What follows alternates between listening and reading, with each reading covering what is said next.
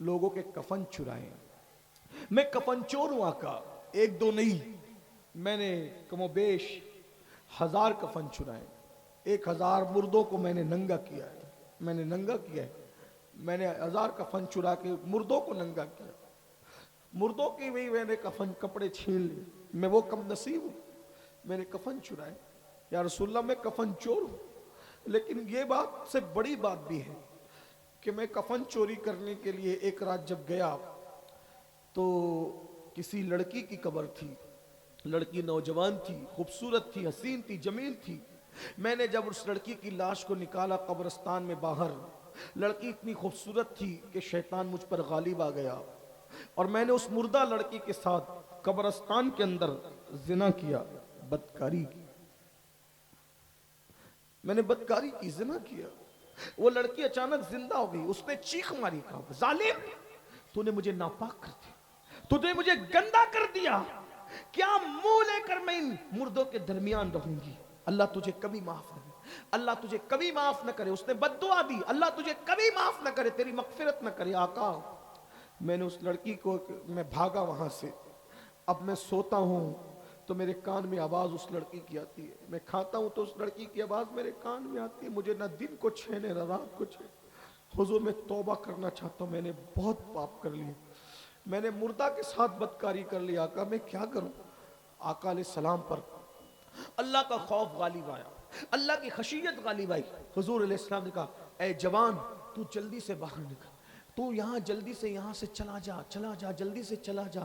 مجھے ڈر لگتا ہے کہیں تیری وجہ سے آسمان سے آگ نہ برس پڑے، اللہ کا عذاب نہ نازل ہو جائے تیری وجہ سے. جا جا جلدی سے جا. تو وہ جوان چلا گیا، رو رہا ہے، رو رہا ہے، اللہ مجھے معاف کر دے، اللہ مجھے معاف کر، اللہ مجھے معاف کر دے. میں نے کیا کر لیا، کیا کر لیا. ایسے میں ایک دن 40 دن گزر گئے اس طرح روتے روتے. اس نے ایک دن آسمان کی طرف سر اٹھایا، اگر اللہ اگر تو مجھے معاف نہیں کر سکتا اور میرا گناہ تیری رحمت سے بڑا ہو گیا ہے تو مجھے ایسے عذاب میں مبتلا کر، نہ مجھ سے پہلے کسی کو ایسا عذاب دے، نہ میرے بعد کسی کو ایسا عذاب دے. اور میرا گناہ تیری رحمت سے بڑا نہیں ہے اور ہرگز نہیں ہے، تیری رحمت بہت بڑی ہے. سبقت رحمتی علی غضبی، میری رحمت میرے غضب پہ سبقت لے گئی ہے. اللہ تیرا وعدہ ہے نا کہ تیری رحمت تیرے غضب پہ سبقت لے گئی ہے. تیری رحمت بہت وسیع ہے، کسی کا بھی گناہ تیری رحمت سے بڑا نہیں ہو سکتا، تیری رحمت بہت بڑی ہے. تو پھر مجھے معاف کر دے، مجھے معاف کر دے اور تیرے محبوب کو بتا دے کہ تو نے مجھے معاف کر دیا ہے. اتنا کہنا تھا، سر پہ خاک ڈال کر کے رو رو کر کہتا ہے مجھے معاف کر دے اور تیرے محبوب کو بتا دے کہ تو نے مجھے معاف کر دیا. اتنا کہنا تھا کہ بلبل سدرا جبریل امین آئے اور آنے کے بعد رسول اللہ کو سلام کیا اور سلام کے بعد عرض کرتے ہیں یا رسول اللہ وہ جو جوان آیا تھا، وہ جوان آپ نے اس کو کیوں نکال دیا؟ آقا فرماتے جبریل اس نے کتنا بڑا پاپ کیا، کتنا بڑا گناہ کیا، مجھے ڈر لگا اس کی وجہ سے کہیں آگ نہ برس پڑے، پتھر نہ برس پڑے، اللہ کا عذاب نازل نہ ہو جائے. اللہ اکبر، اس لیے میں نے نکال دیا. جبریل اس کا گناہ کتنا بڑا ہے، اس کا پاپ کتنا بڑا ہے. جبریل امین کہتے ہیں یا رسول اللہ مگر اللہ آپ سے کہتا ہے کہ اللہ نے آپ کے صدقے اس کو معاف کر دیا ہے، اس کی توبہ کو قبول کر لیا ہے، اس کو بلائیے اللہ نے اس کو بخش دیا ہے. آقا خوشی سے روتے ہوئے کہتے ہیں کیا اللہ نے اس کو معاف کر دیا؟ جبریل کہتے ہیں یا رسول اللہ صرف اسی کو معاف نہیں کیا، اللہ نے وعدہ کیا ہے اس سے بڑا بھی کوئی پاپ اور جرم کرے اور آپ کے وسیلے سے معافی مانگ لے، توبہ کرے تو اللہ کا وعدہ ہے اللہ اس کی بھی مغفرت فرما دے گا، اللہ اس کی بخشش فرما دے گا. اے میری قوم کے جوانوں، تم میں یقیناً لوگ گنہگار ہیں لیکن اس سے بڑا کوئی گنہگار نہیں ہوگا، کسی نے ایسا نہیں کیا ہوگا. آؤ جو کچھ کیا ہے، ماں باپ کو ستایا ہے، نمازیں چھوڑی ہے، بدکاری کی ہے، گندی فلمیں دیکھی ہے، سب سے توبہ کر کے اپنے اللہ کو منا لو. دو ندامت اور شرمندگی کے آنسو پیش کرو، میرا اللہ مان جائے گا. بہنوں سے بھی کہتا ہوں توبہ کرو، آج کے بعد نئی زندگی کا آغاز کرو. اللہ تعالیٰ سب سے پہلے مجھے آپ سب کو عمل کی توفیق عطا فرمائے. گفتیہ زکیہ ام ابیہا عالمہ غیر معلمہ بدعائے مصطفیٰ ملکہ فردوس بری خاتون جنت خاتون قیامت ام الحسنین ام الائمہ حضرت سیدہ طیبہ طاہرہ فاطمہ بنت محمد الرسول اللہ کے نام سے جانتی ہے۔ ہستی کون سی روایت کرنے والی؟ سیدہ کائنات فرماتی ہیں، مخدومہ کائنات فرماتی ہیں، ایک مرتبہ میرے بابا کی یاد آ رہی تھی، اللہ کے رسول علیہ السلام سے ملاقات کے لیے میں نے میرے سرتاج مولائے کائنات سید السادات خاتم الولایت فاتح خیبر سیدنا علی ابن ابو طالب سے کہا میرے سرتاج چلیں، بابا کی بڑی یاد آ رہی ہے، آقا کی بڑی یاد آ رہی ہے۔ ہم دونوں نکلے اور نکلنے کے بعد بابا کے گھر گئے تو ہم نے بابا کو کس حالت میں پایا، اللہ اکبر، محسوس کرنے والے محسوس کریں، بہنوں کی بھائیوں کی سب کی خاص توجہ، اللہ اکبر۔ سیدہ کائنات فرماتی ہیں جب ہم بابا کے گھر گئے تو ہم نے بابا کو اس حال میں پایا کہ اللہ کے رسول اس طریقے سے اپنے دونوں گھٹنوں پر ہاتھ رکھ کر کے، اللہ اکبر، توجہ کریں اگر آپ کو نظر آ رہا ہے، اللہ اللہ، آقا نے دونوں گھٹنوں کو اس طریقے سے ہاتھوں سے جوڑ رکھا ہے اور دونوں گھٹنوں پہ سر رکھا ہے اور سر رکھ کر کے موٹے موٹے آنسوؤں سے رو رہے ہیں، اللہ اکبر۔ یہ بیٹھنے کی کیفیت دیکھیں، انسان اس وقت اس کیفیت میں بیٹھتا ہے جب وہ بڑا غمگین ہوتا ہے، اس کو کچھ دکھڑا یاد آتا ہے، اس کو کوئی تکلیف یاد آتی ہے، اللہ اکبر۔ ذرا دیکھیں تو صحیح، اللہ اللہ، جس کے صدقے میں کائنات کی خوشیاں ملتی ہے، جس کے صدقے میں کائنات کو خوشیاں ملتی ہے، بلکہ جس کے صدقے میں خوشی کا وجود ہے، جس کے صدقے میں خوشیاں پیدا کی گئی ہے، آدم کو خوشیاں ملی ہے، جس کے صدقے میں نوح کو خوشیاں ملی ہے، جس کے صدقے میں داؤد کو خوشیاں ملی ہے، جس کے صدقے میں ایوب کو خوشیاں ملی ہے، جس کے صدقے میں یوسف کو خوشیاں ملی ہے، جس کے صدقے میں ابراہیم کو خوشیاں ملی ہے، جس کے صدقے میں بلکہ خوشیوں کی سوغات جس کے نالین کی خیرات ہے، میرے امام کہتے ہیں ان کے نثار کوئی کیسے ہی رنج میں ہو، ان کے نثار کوئی کیسے ہی رنج میں ہو، جب یاد آ گئے ہیں سب غم بھلا دیے ہیں، اللہ اکبر۔ ہر خوشی ان کی نالین کا صدقہ ہے، لیکن آج ہوا کیا ہے؟ سیدہ کائنات بیان کر رہی ہے آج ہوا کیا ہے؟ رسول اللہ گھٹنوں میں سر رکھ کر کے رو رہے ہیں۔ میرے بھائی محمد علی فیضی آج کلام پڑھ رہے تھے، بڑا خوبصورت سا کلام، حضور آپ کو دیکھنا چاہتا ہوں، اللہ اکبر۔ کتنی خوبصورت وہ آنکھیں ہیں جو مصطفیٰ جان رحمت کو دیکھتی ہیں، جو مصطفیٰ جان رحمت کو تکتی ہیں، جو مصطفیٰ جان رحمت کا دیدار کرتی ہے، اللہ اکبر۔ خدا کرے یہ مکڑا، خدا کرے یہ جملہ، خدا کرے یہ مصرع حضور کی بارگاہ میں مقبول ہو جائے اور کبھی پردہ اٹھے اور ہمیں دیدار نصیب ہو جائے۔ یاد رکھنا یہ پڑھنا رسمی نہیں ہے، اگر آج بھی کوئی دل سے کہے حضور آپ کو دیکھنا چاہتا ہوں تو محفل سے اٹھے گا بعد میں، پہلے یار کا دیدار نصیب ہو جائے گا، اللہ اکبر۔ آپ سمجھتے کیا ہیں؟ کچھ لوگ ایسے بھی آپ کی محفل میں ہوتے ہیں، ادھر پڑھا جاتا ہے، ان کے جسم یہاں موجود ہوتے ہیں اور ان کی حاضری بیٹھے بیٹھے وہاں ہو جاتی ہے، اللہ اکبر۔ اور وہی لوگ اس جلسے کی کامیابی کا سبب ہوتے ہیں۔ بھائی کفیل کہتے ہیں کہ ہمارے آنے سے کامیابی ہوتی نہیں، اس مجمع میں ایسے بھی قلندر بیٹھے ہوئے ہیں جن کے آنسو پوری محفل کی ضمانت، مقبولیت کی ضمانت ہو جاتے ہیں، اللہ اکبر۔ لیکن دھیان سے سنو اللہ والو، اللہ اکبر۔ سیدہ کائنات فرما رہی ہیں حضور گھٹنوں میں سر رکھ کر رو رہے ہیں، حضور کے درد کو محسوس تو کرو، حضور کے عشق میں تڑپنے والوں، حضور کے عشق میں مچلنے والوں، ابھی مچل مچل کر ناپ پڑ رہے تھے، مجھے تمہارے مقدر پہ رشک آ رہا تھا، کتنے خوش نصیب ہو، اللہ نے اپنے محبوب کی محبت تمہیں دی ہے، حضور کا عشق تمہیں دیا ہے، حضور کی محبت تمہیں عطا کی ہے، لیکن حضور کے درد کو محسوس کر لو، اس لیے کہ وہ محب کیسا ہے جو اپنے محبوب کے درد کو نہ سمجھ سکے، وہ محب کیسا ہے جو اپنے محبوب کی تکلیف کو نہ سمجھ سکے۔ آؤ حضور کیوں رو رہے ہیں، حضور کے رونے کی وجہ کیا ہے، اور وہ بھی کیفیت کیا ہے؟ گھٹنوں میں سر ہے، اور سر رکھ کر کے اس طرح رو رہے ہیں کہ آنسوؤں سے داڑھی شریف تر ہو گئی ہے. اللہ اکبر. سیدہ نے سلام کیا, مولائے کائنات نے سلام کیا, حضور نے سر اٹھایا, سیدہ کا استقبال کیا, اس لیے کہ میرے آقا کی عادت تھی, ہمیشہ میرے سرکار سیدہ کا استقبال کرتے تھے. یہ بات بھی کہہ دوں بنگال والو, اللہ اکبر, ایک ہی ہستی ہے جس کے لیے حضور بار بار سر و قد کھڑے ہوتے ہیں, وہ کوئی اور نہیں ہے, وہ صرف حسنین کی امی ہے جس کے لیے کونین کا مالک سید الانبیاء, سید المعصومین, سید الانبیاء, سید المعصومین سر و قد اٹھ کر کے کھڑے ہوتے ہیں. غور تو کیجئے, اتنے غم کی کیفیت میں بھی, حالانکہ ہمارے حضور غمگین نہیں, حضور علیہ السلام کے صدقے میں غم دور ہوتے ہیں, لیکن اس کیفیت میں بھی حضور اٹھ کر کے کھڑے ہوئے, سیدہ کو بوسے دیے. اللہ اکبر. سیدہ نے تڑپ کر کہا بابا کون سی چیز آپ کو رلا رہی ہے, کس وجہ سے آپ رو رہے ہیں؟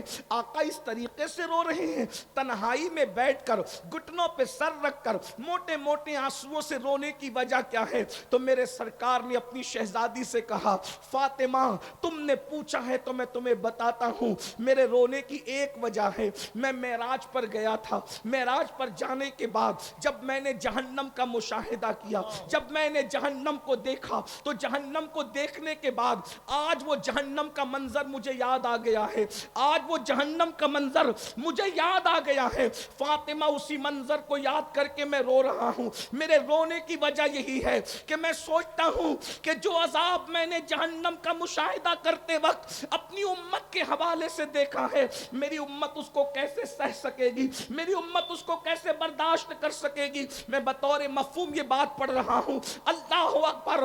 تمہارے میرے رسول جہنم کے اندر امت پر ہوتے ہوئے عذاب کو دیکھ کر کے رو رہے ہیں. میرے بھائیوں, گناہ کر کے قہقہے لگانے والوں, گناہ کر کے ہنسنے والوں, حضور کو جو چیز رلا رہی ہے وہ کیا ہے؟ اب ذرا دھیان سے سنو. اللہ اکبر. میرے آقا رو رہے ہیں. سیدہ سے کہا میں نے جہنم کا جب مشاہدہ کیا تو میں نے کیا دیکھا؟ اب ذرا آقا فرما رہے ہیں, جو مشاہدہ حضور نے کیا فرما رہے ہیں, فرمایا میں نے جہنم میں کچھ عورتوں کو, پہلے تو فرمایا میں نے سب سے زیادہ جہنم میں جن کو دیکھا وہ دو لوگ ہیں, ایک تو عورتیں ہیں, ایک تو عورتیں ہیں, اور نمبر دو کچھ غریب مرد ہیں, مفلس مرد ہیں. اللہ اکبر. اس کی تشریح اگر نہ کروں تو آپ الجھن میں پڑ جائیں گے. حضور نے غریب مردوں کو کیوں دیکھا؟ اس لیے کہ غربت کبھی کبھی انسان کو کفر تک لے جاتی ہے, غربت کبھی کبھی انسان کو چاپلوس بناتی ہے, غربت کبھی کبھی انسان کو چوری کرنے پہ مجبور کرتی ہے. بنگال والو, اس لیے میری گزارش ہے غربت سے نکلنے کی کوشش کرو, غربت سے نکلو, مالدار بننے کی کوشش کرو, لیکن مالدار حلال سے بننے کی کوشش کرنا. اللہ اکبر. سود کے پیسوں سے مالدار نہیں بننا, چوری کے پیسوں سے مالدار نہیں بننا, لوگوں کا گبن کر کے مالدار نہیں بننا, محنت کر کے مالدار بنو, خوب ترقی کرو. اللہ اکبر. یاد رکھیے اللہ اللہ, ستاروں کے آگے جہاں اور بھی ہے ابھی عشق کے امتحان اور بھی ہے, تو شاہی ہے, پرواز ہے کام تیرا, تیرے سامنے آسماں اور بھی ہے. میری قوم کے جوانوں یاد رکھنا, جتنے وقت میں موبائل کھیلتے ہو, گیم کھیلتے ہو, اتنا ٹائم بچا کر کاروبار میں لگاؤ. اللہ اکبر. لوگوں کا بوجھ اٹھاؤ, لوگوں پہ بوجھ نہ بنو. پھر میرے آقا نے ایک بات یہ بھی فرمائی, میں نے جہنم میں سب سے زیادہ مقرر لوگوں کو دیکھا, خطیب لوگوں کو دیکھا, اور ان کے ہونٹ آگ کی کینچی سے کاٹتے ہوئے دیکھا. یہ وہ لوگ تھے جو لوگوں میں جا کر کے فتنہ پروری کرتے تھے, ایسے عنوان پہ تقریریں کرتے تھے جس سے امت لڑے, جس سے قوم میں جھگڑا پیدا ہو, جس میں قوم میں اختلاف پیدا ہو, جس سے قوم میں انتشار پیدا ہو. اللہ اکبر. یہ بات بھی آپ کو کہہ دوں میرے بھائیوں, یاد رکھنا پوری امت متحد تھی اس پر کہ رسول اپنی قبر انور میں زندہ ہیں, لیکن کچھ مقرر ایسے پیدا ہوئے جنہوں نے آ کر یہ فتنہ چھوڑ چھوڑا کہ معاذ اللہ وہ تو مر کر مٹی میں مل گئے. ایسے لوگوں کے ہونٹ آگ کی کینچی سے کاٹے جانے والے ہیں. اللہ اکبر. پوری امت اس بات پر متحد تھی کہ رسول اللہ کو جہاں سے پکارو وہاں سے حضور سنتے ہیں. لیکن کچھ مقرر آئے اور انہوں نے کہا نبی تو دیوار کے پیچھے کی خبر نہیں رکھتے, ایسے بدبخت لوگوں کی باتیں نہ سنا کرو. ایک بات اور بھی عرض کر دوں, پوری امت صحابہ کو جیسے چاہتی تھی ویسے اہل بیت کو چاہتی تھی, جیسے اہل بیت سے پیار کرتی تھی ویسے صحابہ سے پیار کرتی تھی. لیکن کچھ لوگوں نے فتنہ چھوڑا کہ معاذ اللہ یہ ایسے ہیں اور وہ ویسے ہیں. یاد رکھنا صحابہ ہماری ایک آنکھ ہے, اہل بیت ہماری دوسری آنکھ ہے. ہم جتنا پیار نبی کی آل سے کرتے ہیں اتنا پیار نبی کے اصحاب سے کرتے ہیں. جتنی عزت نبی کے اصحاب کی کرتے ہیں اتنی عزت نبی کے اہل البیت کی کرتے ہیں. اس لیے کہ ہمارے یہاں عزت کا معیار کسی کو تولنا نہیں ہے. دنیا میں وہ ترازو پیدا نہیں ہوا جو ابو بکر صدیق کو تول سکے یا مولا علی کو تول سکے. اور ترازو میں علی و صدیق کو تولنے والوں, جب نبی کی نالین تولنے کے لیے کوئی ترازو پیدا نہ ہو سکا تو جگر گوش مصطفیٰ فاطمہ الزہرا کی عظمت کو تولنے کے لیے ترازو کہاں سے لاؤ. نعرہ تکبیر, نعرہ رسالت, عظمت صحابہ, عظمت اہل بیت. ایسے لوگوں کو نہ بلاؤ, ایسی لوگوں کی محفل میں نہ جاؤ جو تمہارے درمیان آ کر کے فتنہ خوری کرتے ہیں, کیونکہ ان کے ہونٹ بھی آگ کی کینچی سے کاٹے جانے والے ہیں. میں نہیں کہہ رہا, حضور علیہ السلام نے فرمایا. اس لیے بڑا احتیاط کا پہلو رکھیں اور اپنے بزرگوں کے نقش قدم پر رہیں. ہمارے بزرگوں نے نہ افراد کیا نہ تفرید کیا. جو عظمت رسول اللہ نے اہل البیت کو عطا فرمائی ہے وہ اہل البیت کے پاس ہے, جو صحابہ کو دیے وہ صحابہ کے پاس ہے. نبی نے کیا دیا صحابہ اور اہل بیت کو؟ ایک جملے میں کہہ دوں, جو سمجھ سکتے سمجھ جائیں گے. ہمارا عقیدہ اہل سنت کا واضح ہو جائے گا. خلافت الگ ترتیب, فضیلت الگ ترتیب, اہل البیت کی عظمت ہے اپنی جگہ. اللہ اکبر. بس اتنا سمجھ لو کہ اللہ اکبر, صحابہ اور اہل بیت کا فرق کیا ہے. صحابی وہ ہے ابو بکر صدیق کی شکل میں جس کے کندھوں پہ نبی بیٹھتے ہیں. توجہ فرمائے, اگر جملہ دل میں اتر جائے تو دعا دینا. صحابی وہ ہے جو نبی کو کندھوں پہ اٹھاتا ہے, اور اہل البیت وہ ہے علی کی شکل میں جس کو نبی اپنے کندھوں پر اٹھاتے ہیں.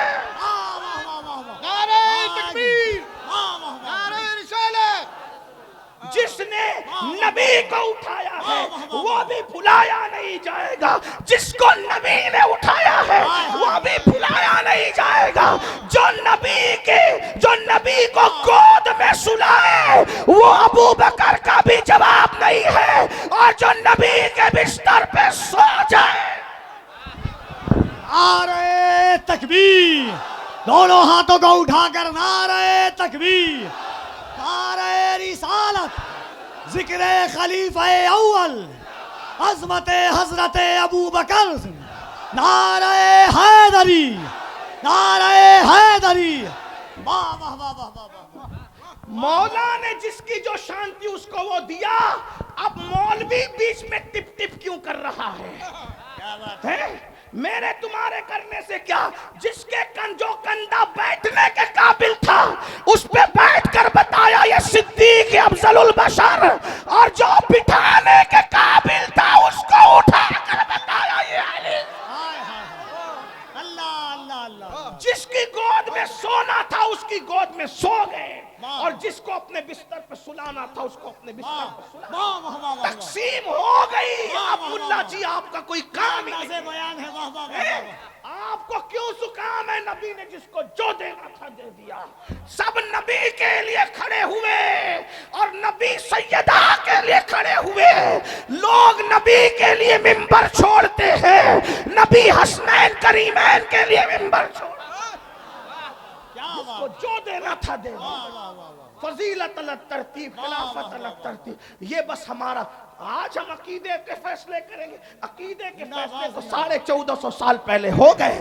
جس کو 14ویں صدی میں امام نے کہا تیرے غلاموں کا نقش قدم ہے راہ خدا, وہ کیا بہک سکے جو یہ سراغ لے کے چلے, اور جنا بنے گی محبان چار یار کی قبر. ہائے ہائے ہائے ہائے. ہم ایک دو کو نہیں مانتے, ہم تو نبی کے چاروں یاروں کو مانتے ہیں, اور چاروں یار کو نہیں بلکہ نبی کے سب یاروں کو مانتے ہیں. اور جو چار یاروں کو مانتا ہے اس کی قبر, وہ جنت میں جائے گا تب جائے گا, لیکن اس کی قبر بھی جنت بنے گی, اس کی قبر بھی جنت بنے گی. یہ جملے پر میں بنگال والوں کو نہیں کہوں گا کہ بولو سبحان اللہ. یہ جملہ اتنا قیمتی ہے کہ سنی کی قبر جنت بنے گی, اس پر اگر سنی نہ بولے گا تو کون بولے گا. ہماری قبر جنت کے باغوں میں سے باغ بنے گی انشاءاللہ. امام کہتے جنا بنے گی محبان چار یار کی قبر, جو اپنے سینوں میں یہ چار باغ لے کے چلے. تو حضور علیہ السلام نے بہت کچھ دیکھا, لیکن جو دیکھا میں آپ کے سامنے پیش کر رہا ہوں. آقا فرماتے ہیں میں نے دیکھا جہنم کے اندر عورتیں کثرت سے ہیں, غریب مرد ہیں, مقرر لوگ ہیں, علم والے لوگ ہیں جو عمل نہیں کرتے تھے, جن کے بارے میں قرآن کہتا ہے لما تقولون ما لا تفعلون. اس سے زیادہ میں کیا کہوں. اللہ اکبر. پوری رات لوگوں کو کہا نماز پڑھو, فجر میں خود سو رہا ہے, ہونٹ کینچی سے کٹنے ہیں. اللہ اکبر. خدا اپنی پناہ میں رکھے. لوگ کہتے بہت آسان ہے مقرر ہونا, میں نے کہا بہت مشکل ہے مقرر ہونا, اس لیے کہ اللہ اکبر پبلک والا مقرر ہونا آسان ہے, اللہ والا مقرر ہونا بہت مشکل ہے. اور اللہ ہمیں اللہ والا بنائے, اس لیے کہ یہ دنیا ہے, یہ دنیا تو بھول جاتی ہے. 4 مہینے اگر مقرر صاحب بیمار رہے لوگ اس کا نام بھی بھول جاتے ہیں. یہ دنیا اتنی بے وفا ہے, جو اللہ کو بھول جائے اس نے مقرر کو کب یاد رکھنا ہے. جو قوم اللہ کو بھول رہی ہے وہ مقرر کو کب یاد رکھنا ہے. جو قوم اللہ کو بھول رہی ہے وہ پیر کو کب یاد رکھنا ہے. جو قوم اللہ کو بھول رہی ہے وہ ناطقہ کو کب یاد رکھنا. اس لیے ہمیں چاہیے کہ ان کی فکر کرنے کی بجائے اس کی فکر کرے, یار کو راضی کر لے. جو پیا کو بھائے اختر وہ سہانا راگ ہے, جو پیا کو بھائے اختر وہ سہانا راگ ہے, جس سے ناخوش ہے پیا وہ راگنی اچھی نہیں. اور آپ کو بھی کہتا ہوں اللہ کو راضی کرنے کی کوشش کرو, اس لیے کہ دنیا نے بھول جانا. یار راضی ہے تو سکون سے سوئیں گے, کوئی آئے یا نہ آئے قبر جنت کے باغوں میں سے باغ بنے گی. اور ایک بات بتاؤں, کوئی آئے یا نہ آئے, جس کے عشق میں وفا کیا تھا وہ مصطفیٰ جان رحمت ضرور تشریف لائیں گے. یہاں کہتے ہو نا حضور آپ کو دیکھنا چاہتا ہوں, وہ تمہاری قبر میں آ کر کے دیدار کرائیں گے. ایک بار نہیں بار بار کرائیں گے. جتنا عشق ہوگا اس کے مطابق دیدار نصیب ہوگا, اور صرف ان کا نہیں ہوگا, ان کی آل کا بھی ہوگا, ان کے اصحاب کا بھی ہوگا. جیسا عشق ہے ویسی بات ہے. تو میں عرض کر رہا تھا, میں بات طول نہ دیتے ہوئے, بات بالکل طول نہ دیتے ہوئے طویل ہو جاتی ہے, عادت بگڑی ہوئی ہے, خدا کرے یہ عادت بھی سدھر جائے. اللہ اکبر. توجہ کریں, آقا فرماتے ہیں ہم نے جہنم کا مشاہدہ کیا تو دیکھا کچھ عورتیں اوندھے منہ جہنم میں لٹکی ہوئی ہے, ننگی عورتیں اوندھے منہ جہنم میں لٹکی ہوئی ہے, ان کا سر نیچے ہے, ان کے پیر اوپر ہے. اللہ اکبر. کہاں جہنم میں. اگر کمرے میں بھی کسی کو اوندھے منہ لٹکا دو میرے بھائی, کسی کو کمرے میں بھی اوندھے منہ لٹکا دو تو اس کا حال کیا ہوتا ہے. اگر سجدہ 10 منٹ کا ہو جائے تو بھی سانسیں اکھڑنے لگتی ہے, ہاتھ کا وزن بے چین کرنے لگتا ہے. لیکن اللہ اکبر, پہلے تو جہنم کی وادی, اس میں عورتوں کا اوندھے منہ نیچے سر اوپر پیر, ننگے بدن اوندھے منہ لٹکنا, اور پھر بالوں سے ان عورتوں کو باندھ دیا گیا تھا. اللہ اکبر. وہ عورتیں چیختی چلاتی تھی. میرے آقا نے فرمایا, میں نے پوچھا جبریل یہ کون عورتیں ہیں اوندھے منہ جہنم میں لٹکی ہوئی ہے. اگر تمہیں بھی اپنی ماں سے پیار ہے تو ان تک یہ بات پہنچانا رسول اللہ کی, اپنی بہن سے پیار ہے, بیوی سے پیار ہے, بیٹی سے پیار ہے, ان تک پہنچانا. اور جو بہنیں اپنے آپ سے پیار کرتی ہیں وہ بھی سن لیں. اللہ اکبر. آقا فرماتے میں نے جبریل سے پوچھا جبریل یہ کون عورتیں ہیں جو اوندھے منہ ننگی جہنم میں لٹکی ہوئی ہے. جبریل امین عرض کرتے یا رسول اللہ صلی اللہ علیہ وآلہ وسلم, یہ آپ کی امت کی وہ عورتیں ہیں جو دنیا کے اندر بے پردہ رہا کرتی تھی, دنیا میں بے پردہ رہتی تھی, اجنبی مردوں سے باتیں کرتی تھی. اور آقا سے عرض کی یا رسول اللہ یہ شادی شدہ ہونے کے بعد بھی دوسرے مردوں کے ساتھ ناجائز تعلقات قائم کرتی تھی. 3 باتیں بطور مفہوم میں نے پڑھا ہے. نمبر 1 بے پردہ رہتی تھی. اے میری بہنوں, آپ اجتماع میں آئی ہو, اس اصلاح معاشرہ کی محفل میں آئی ہو, زیادہ تر آپ پر توجہ ہم لوگوں کی نہیں ہوتی, ہم آپ سے بات نہیں کر پاتے, لیکن آج خصوصی یہ ایک بات میں آپ سے کرنا چاہتا ہوں. خدا کے لیے اپنے آپ سے پیار کر لو. جہنم میں عورتیں اس لیے جائے گی کہ انہوں نے پردہ نہیں کیا ہوگا, وہ بے پردہ رہتی ہوگی. ایک بات آپ کو بتاؤں میری بہنوں, کسی مرد کے سامنے آپ کو بے پردہ جانے کی اجازت نہیں ہے. آپ کا جو محرم ہے, بھائی ہے, باپ ہے, یعنی جو آپ کے رشتہ دار ہیں, حقیقی رشتہ دار, ان کے سامنے تو آپ چہرہ کھول سکتی ہے. باقی آپ کا دیور سے بھی پردہ کرنا فرض ہے, سسر اس سے بھی پردہ کرنا فرض ہے, جیٹ اس سے بھی پردہ کرنا فرض ہے. بڑھ کے اگر آپ برا نہ مانے تو ایک بات کہہ دوں, اللہ اکبر, چونکہ آپ حق والے لوگ ہیں اس لیے میں کہہ دوں, پیر سے بھی پردہ کرنا فرض ہے.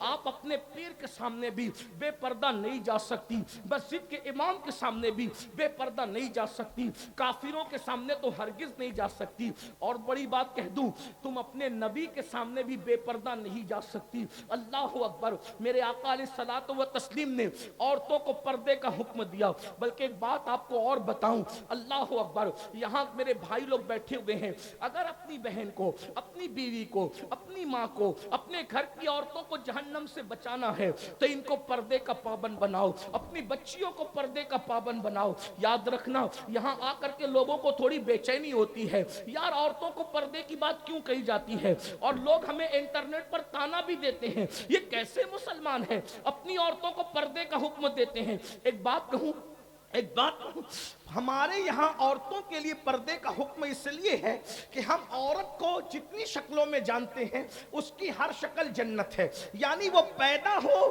تو بیٹی کی شکل میں ہے تو وہ ماں باپ کے لیے جنت ہے, وہ جوان ہو کر کے شوہر والی ہو جائے, نیک بیوی شوہر کے لیے جنت ہے, وہ ماں بن جائے تو ماں بننے کے بعد اس کے قدموں میں جنت سمٹ آتی ہے. فرمایا الجنت تحت اقدام امہاتکم, کہ جنت تمہاری ماؤں کے قدموں کے نیچے ہے. اور یاد رکھنا, جنت جو ہے وہ بتانے کی چیز نہیں ہے, جنت چھپانے کی چیز ہے. جنت کو جنت اسی لیے کہتے ہیں کہ وہ چھپا دی گئی ہے, جن کو جن اس لیے کہتے ہیں کہ وہ چھپی ہوئی مخلوق ہے. جن اور جنت کا مادہ ایک ہی ہے, تو جو جنت ہوگی وہ چھپی ہوئی ہوگی. ہمارے یہاں عورت کا دوسرا نام جنت ہے, اس لیے ہم عورت کو چھپا کر کے رکھتے ہیں. اللہ نے اپنی جنت بھی جو آسمانوں پر ہے وہ چھپا کے رکھی ہے. ہمارے یہاں عورت زمین کی جنت ہے, ہم نے اس کو بھی چھپا کر کے رکھا. دنیا دکھائی جاتی ہے, جنت نہیں دکھائی جاتی, جنت چھپی ہوئی. جنت کو جنت اسی لیے کہتے ہیں, اہل علم جانتے ہیں, جنت کو جنت اسی لیے کہتے ہیں کہ وہ چھپی ہوئی ہے. سنو میری بہنوں, آج کل تو عورتیں کسی کے بھی ساتھ بیٹھتی ہیں, کسی بھی کے بھی سامنے بے پردہ جاتی ہے. یاد رکھنا, یہ بھولا پن چھوڑو. شرک صرف بتوں کو پوجنا نہیں ہے, جو چیز کا حقدار اللہ ہے وہ حق کسی اور کو دینا, یہ بھی تو شرک ہے, یہ بھی تو شرک ہے. میں تمہیں مشرک کہنے نہیں آیا, یہ فیصلہ علماء کریں گے, مفتیان کرام کریں گے, آپ کو بتائیں گے کہ جس چیز کا حقدار اللہ ہے وہ حق آپ کسی اور کو دیں گے تو یہ شرک نہیں ہے. صرف بتوں کے آگے ہاتھ جوڑنا ہی شرک ہے. شرک کے بہت سی اقسام ہیں. مجھے بتاؤ, میرے دیے ہوئے تحفے کی تم نے اتنی قدر کی, اتنی عزت کی. ایک تحفہ تو اللہ نے بھی دیا تھا, اور کیسے دیا تھا, کیسے دیا تھا. اس تحفے کے لیے اللہ نے, تحفے کے لیے اللہ نے محبوب کو لامکاں پہ بلایا اور محبوب کے ہاتھوں سے بھیجا. اللہ کی محبت تو دیکھو, محبوب کے ہاتھوں سے بھیجا. محبوب تم جا رہے ہو نا, میرے بندوں کے لیے تحفہ لے کر کے جاؤ. اللہ تحفہ دے رہا ہے, اللہ تحفہ دے رہا ہے, اللہ تحفہ دے رہا ہے. قلم کے تحفے پر غرور اور کمنڈ کرنے والوں, امین القادری کی قلم اس نے مجھے تحفے میں دی, عطر کی بوتل, ایک عطر کی بوتل دی, لوگ سنبھال کے رکھتے, اتنا لگاتے بھی نہیں ہے. او اللہ کے بندوں, کہاں ہو؟ مر کے اللہ کو کیا منہ دکھاؤ گے؟ یہ امین القادر تمہاری قبر میں نہیں آنے والا، اس کو تو خبر بھی نہیں ہوگی کہ تم مرو گے قبر کہاں، بلکہ سچی بات کہہ دوں قبر میں اندر کیا آئے گا بھائی، جنازے میں نہیں آئے گا، جنازے میں کیا بات کرتا۔ مسلمان بنو وہ مسلمان جو رسول اللہ بنانے آئے تھے، اپنی طبیعت کے مسلمان مت بنو، اپنی مرضی کے مسلمان مت بنو۔ یاد رکھو اللہ نے تحفہ بھیجا، اللہ نے تحفہ کون کس کو دیتا ہے بھائی، جس سے پیار کرتا ہے، اور تحفہ کن ہاتھوں سے دیا، جبریل کے ذریعے سے نہیں بھیجا، فرشتے کے ذریعے سے نہیں بھیجا۔ پیار کتنا کرتا ہے تم سے اور مجھ سے، احساس کر لو کتنا پیار کرتا ہے، سب کا پیار کا احساس کرنے والوں احساس کر لو کتنا پیار کرتا ہے۔ محبوب سے کہا محبوب آپ جا رہے ہو نا زمین پہ، میری طرف سے تحفہ لے کے جاؤ اور میرے بندوں کو یہ تحفہ پیش کر دینا۔ پیر کے تحفے کی تمہیں عزت ہے، فقیر کے تحفے کی عزت۔ میرے ایک دوست نے کہا اجمیر شریف میں ایک اجنبی فقیر ملا تھا، اس نے پتھر دے دیا، میں نے آج تک سنبھال کے رکھا، میں نے کہا تجھے سلام ہے کتنی عزت کی، اللہ نے دیا نا تجھے تحفہ، پتھر نہیں دیا، نماز سجدہ دیا۔ بولو اللہ کے تحفے کی قدر کر رہے ہو؟ کس کس نے اللہ کے تحفے کو سینے سے لگایا ہے؟ کس کس نے اللہ کے تحفے کو پیٹ کے پیچھے پھینک دیا ہے؟ کس کس نے اللہ کے تحفے کو پیٹ کے پیچھے پھینک دیا؟ بتاؤ مسلمان ہو تم؟ کتنے ہو جو عشاء پڑھ کر کے اس محفل میں آئے ہو، اور کتنے ہو جا کر کے فجر پڑھو گے؟ جو اللہ کے تحفے کی عزت نہ کرے وہ کیسا مسلمان ہے؟ بتاؤ بتاؤ۔ اللہ کی یہی عزت ہے، اللہ سے یہی پیار ہے، اللہ سے یہی محبت ہے؟ نہیں، ہوش کے ناخن لو، مرو گے کوئی نہیں آئے گا، کوئی نہیں آئے گا، اللہ ہی اللہ کی رحمت کام آئے گی، اس کے محبوب رحمت للعالمین کام آئیں گے، نہ ماں کام آئے گی، نہ باپ کام آئے گا، نہ بھائی کام آئے گا۔ آج جس اللہ کے ساتھ تم غداری کر رہے ہو، بے وفائی کر رہے ہو، ارے ہم لوگ تو الٹا تم سے نذرانے لے کر جاتے ہیں، سچی بات کر جاؤ، ہم تو تم سے نذرانے الٹا لے کر جاتے ہیں، لیکن اللہ تم سے نذرانے لیتا نہیں ہے، اللہ تمہیں دیتا ہے، روزی دیتا ہے، رزق دیتا ہے، سانسیں دیتا ہے۔ ڈاکٹر 8 گھنٹے آکسیجن دے دے تو لمبا چوڑا بل دیتا ہے، پیدا ہونے سے لے کے موت تک اللہ تمہیں آکسیجن دے رہا ہے۔ کبھی بل آیا تمہارے گھر پہ؟ یہ ناک اس نے بنائی، یہ سر اس نے بنائے، یہ کان اس نے بنائے، یہ جوانی اس نے دی، ماں کے پیٹ میں خوبصورت شکل اس نے بنائی۔ اگر چوہا، کتا، بلی، سور بنا دیتا، اللہ سے لڑنے جاتے، اللہ سے سوال کرتے کون کیا کر لیتا اللہ کا؟ اللہ اس سمجھ، وہ بے نیاز ہے، اس نے سور نہیں بنایا، اس نے کتا نہیں بنایا، اس نے چوہا نہیں بنایا، اس نے چپکلی نہیں بنایا، انسان بنایا انسان، اور انسان بنا کر بھی فرعون نہیں بنایا، نمرود نہیں بنایا، حمان نہیں بنایا، انسان بنا کر بھی مشرک نہیں بنایا، کافر نہیں بنایا، مومن بنایا۔ مومن بھی موسیٰ علیہ السلام کی قوم کا مومن نہیں، عیسیٰ علیہ السلام کی قوم کا مومن نہیں، یوسف علیہ السلام کی قوم کا مومن نہیں، مومن بھی بنایا تو کس کی قوم کا؟ سید الانبیاء کی قوم کا، حضور کی امت کا۔ اتنے احسانات، صلہ کیا؟ غداری، بے وفائی، بے وفائی۔ اسی لیے جلسے رکھتے ہو کہ جلسے میں رات بھر بیٹھو گے، صبح اٹھ کر پھر اللہ سے بے وفائی کرو گے۔ اللہ کے تحفے کی کیا قدر ہے بتاؤ؟ بہت معافی کے ساتھ، اگر اللہ کے تحفے کی عزت نہیں کرے، اس کو پیٹ کے پیچھے پھینک دیا ہے، اللہ تمہیں جہنم میں پھینک دے گا، کوئی نہیں بچا پائے، کوئی نہیں بچا پائے گا۔ خدا کے لیے رحم کر لو، اللہ کا عذاب برداشت نہیں کر سکو گے، پہاڑ بھی پگھل جائیں گے، پہاڑ جہنم میں پہاڑ۔ اللہ کہتا ہے ان بطش ربک لشدید، تیرے رب کی پکڑ بڑی سخت ہے، ان عذاب ربک لواقع۔ آج زندگی ہے، اس جلسے میں کسی فقیر کی صدا پر سدھر جاؤ، توبہ کر لو، بہت آسان ہے اس کو منا۔ میں کیا کہہ رہا تھا؟ اللہ فرماتا ہے میرے محبوب ان وَإِذَا سَأَلَكَ عِبَادِي وَإِذَا سَأَلَكَ عِبَادِي، اے محبوب میرے بندے، ہائے ہائے محبت تو دیکھو کیسی پیار کرتے، محبوب میرے بندے آپ سے میرا پتہ پوچھتے ہیں، عبادی میرے بندے میرا پتہ پوچھتے ہیں کہ میں کہاں ہوں، تو کہہ دیجئے فَإِنِّي قریب۔ محبوب آپ کہیے کہ اللہ تم سے بہت قریب ہے، بہت قریب ہے اللہ تم سے۔ کتنا قریب ہے؟ ہوا معاکم اینما کنتم، تم جہاں کہیں ہو اللہ تمہارے ساتھ ہے۔ کتنا قریب ہے؟ نحن اقرب الیہ من حبل الورید، اللہ تمہاری شہرک سے زیادہ قریب ہے۔ بچوں کو منانا مشکل ہے، اس سے زیادہ اللہ کو منانا آسان ہے، کیونکہ بچے ہم سے پیار کرے نہ کرے لیکن اللہ ہم سے پیار کرتا ہے۔ سیدنا فاروق اعظم کہتے ہیں میں حضور کے گھر جا رہا تھا، میں نے हुजूर के दरवाजे पे देखा कि एक बंदा है जो अपने सर पे खाक डाल रहा है। एक बंदा है जो अपने सर पे खाक डाल रहा है हुजूर के दरवाजे पे, रो रहा है रो रहा है रो रहा है, अपने सर पे खाक डाल रहा है, रो रहा है रो रहा है। मैंने उसको रोते देखा, पूछा ए बंदे, हुजूर की चौखट पे रो रहा है तू, आका की चौखट पे रो रहा है तू, तेरे रोने की वजह?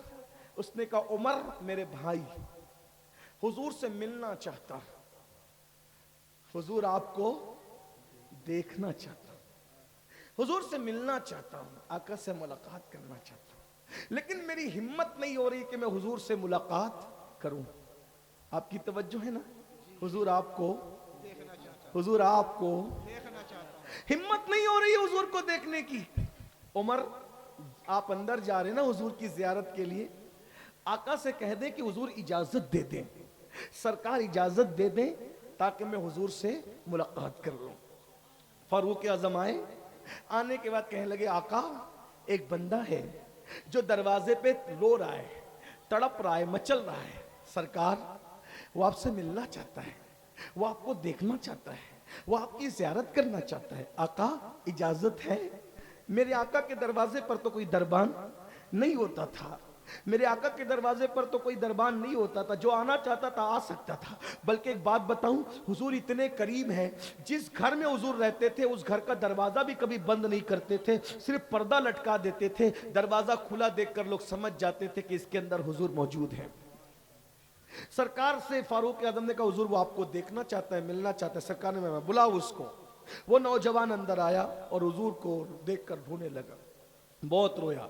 आका ने फरमाया जवान तू क्यों रो रहा है, तेरे रोने की वजह क्या है? वो जवान कहता है आका हिम्मत नहीं है मेरी आपको बता सकूं मैं क्यों रो रहा हूं, क्योंकि मैं बहुत पापी हूं, बहुत मुजरिम हूं, मैं बहुत गुनहगार हूं आका, इसलिए मेरे अंदर हिम्मत नहीं है कि आपको बता सकूं मैं क्यों रो रहा हूं, मेरे रोने की वजह क्या है? आका फरमाते हैं बता ना तू क्यों रो रहा है, बता तू क्यों रो रहा है? उस जवान ने कहा आका हिम्मत नहीं है, आपके सामने क्या बताऊं कि मैं क्यों रो रहा हूं? आका फरमाते हैं वजह क्या है? कहा आका मुझसे बहुत बड़ा पाप हो गया है,